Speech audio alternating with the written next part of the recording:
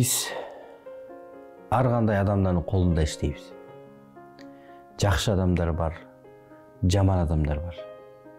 Калыс адамдар бар, калыс эмес адамдар бар. Адилеттүү адамдар бар, адилетсиз мамиле кылган адамдар бар. Кээде адамдарды иштетип, эмгек акысын бербей койгон адамдар бар. Бирок ыйык жазуу андай адамдарга кандай мамиле кылууну айтат.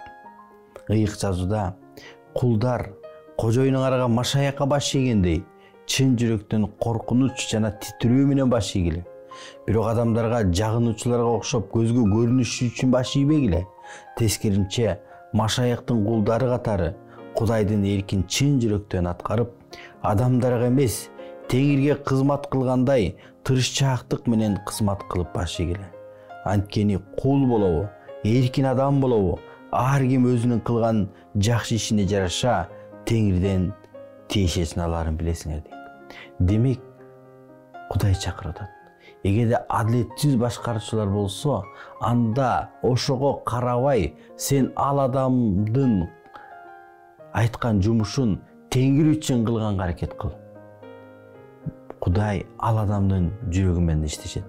Анткени андан ары окусак, кожоюндар силер кулдарыңарга катаал мамиле жасабагыла.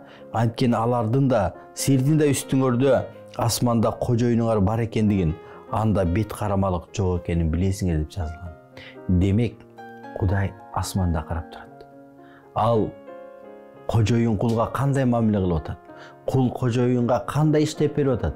Ошонун бардыгын Кудай карап турат. Ошондуктан анын алдында адилетсиз кожоюндун алдында кызмат кылган адам чын жүрөктөн адамдарым үчүн эмес, Кудай үчүн эмгектенгенге аракет кылышы керек.